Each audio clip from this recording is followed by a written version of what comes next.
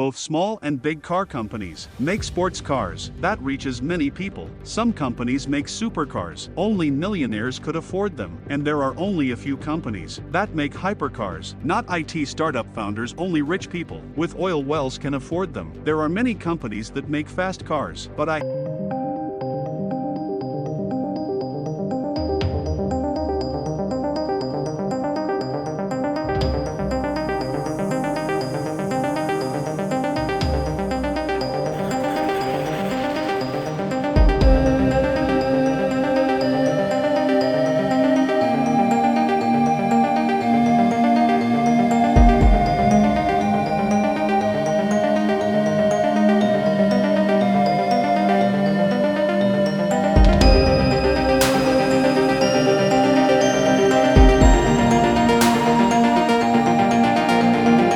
that, please consider subscribing to our channel, because when you do, you feel motivated to make many videos of this kind. Let's begin the video. Christian Erland Harold von Koenigsegg is born on July 2, 1972 in Stockholm, Sweden. And just after 5 years, the petrolhead within him roses. Actually, at 5 years of age, Christian von Koenigsegg went to watch a Norwegian animated movie, Flaklipa Grand Prix, along with his father. In the movie, a boy makes a sports car out of scrap and wins the F1 race, though it was an imaginary story. But this made an impression on Koenigsegg, and he made a decision to start a sports car company. He didn't think he started making these in his childhood. Like, he made a go-kart at a very young age with his father's help. And to keep his love for cars alive, he started selling mopeds at 15 years of age. But we know this car business is very capital intensive. Because of this, when Mr. Koenigsegg wanted to start a car company, he needed a lot of capital. And to arrange the capital, he started a frozen chicken business where he buys frozen chicken and sells to buyers at a profit. He could make an early success, and he became a huge frozen chicken businessman in Sweden, and he made so much money by selling frozen chicken that now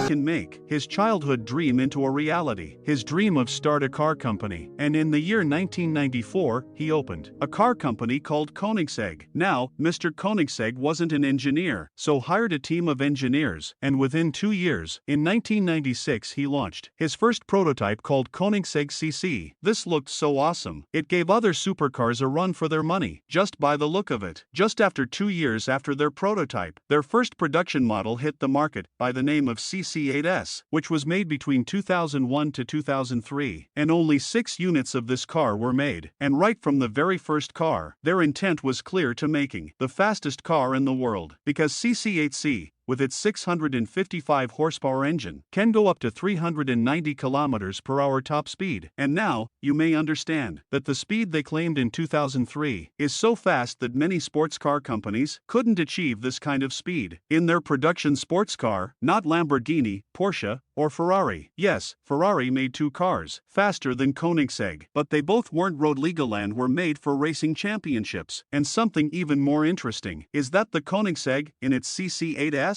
used a supercharged Ford engine, and Ford is a company that doesn't make a car similar to Ferrari. After CC8S comes Koenigsegg CCR, and this time, instead of using a Ford engine, Koenigsegg made their own block based on this engine. They did this to achieve their claimed 395 kmph speed. If you notice, this is just a little more compared to their previous car. Then, why did they put so much effort in this? They did this to break the high-speed record set by McLaren F1 in the 90s, and they did it on February 28, 2005, with their CCR. And by doing this, they made it into the Guinness Book of World Records for the fastest production car. But this record was broken by Bugatti in the November 2005, and the car claims this record under its name for a long time. Now that Bugatti is their rival, they needed even more faster cars, and they made CCX for that. Koenigsegg produced CCX from 2006 until 2010, and they made 29 cars with different series. For the first time, with this series, they could break the 400 km per hour milestone. The first 3 models of CCs went up to 400 kmph top speed, but their Tre Vita broke this record with 410 kmph of claimed top speed. But it was really hard to achieve this with Ford-inspired engine block, and because of this, for the first time, they made a 4.7-liter twin supercharged V8 engine, which could produce 795 to 1004 horsepower. In their later models, if you think about it, it's a huge thing to make a performance engine of their own, especially for such a small company. And you can understand how hard it is when you compare it with similar-sized companies, like Pagani from Italy, did not make their own engine and they use Mercedes-AMG engines. Apollo, a super niche hypercar company, uses Audi engines in their cars. Many Maserati cars use Ferrari engines,